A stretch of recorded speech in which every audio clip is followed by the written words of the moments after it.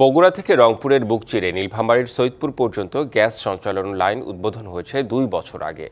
এখনও সংযোগ পায়নি কোনো শিল্প প্রতিষ্ঠান, তাই বিনিয়োগে আগ্রহ হারাচ্ছেন উদ্যোক্তারা।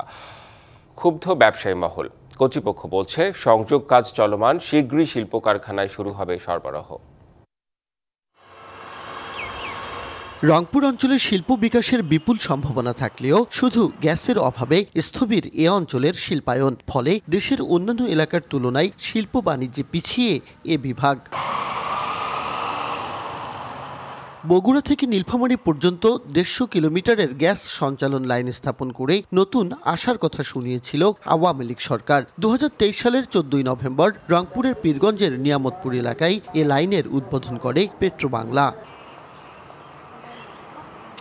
তবে উদ্বোধনের প্রায় ২ বছর পেরিয়ে গেলেও গ্যাস সংযোগ পায়নি কোনো শিল্প প্রতিষ্ঠান। ফলে ক্ষোভ আর হতাশা বাড়ছে উদ্যোক্তা মহলে। আজকে সবাই আশাহত হয়েছে যে আদৌ গ্যাস আসবে কিনা।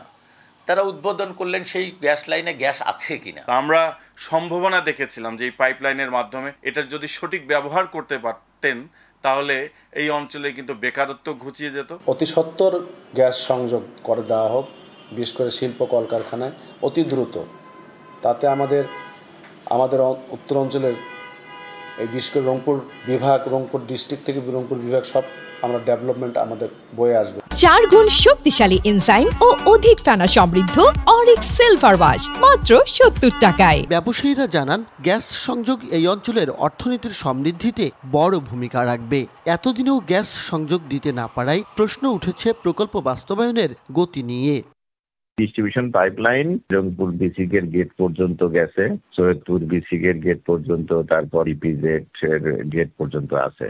এখন উত্তর ইপিজেড এর ভিতরে ইন্টারনাল পাইপলাইন করতে হবে, এগুলো গ্রাহক অর্থায়নে হবে, এগুলো আস্তে আস্তে প্রক্রিয়ার মাধ্যমে হবে।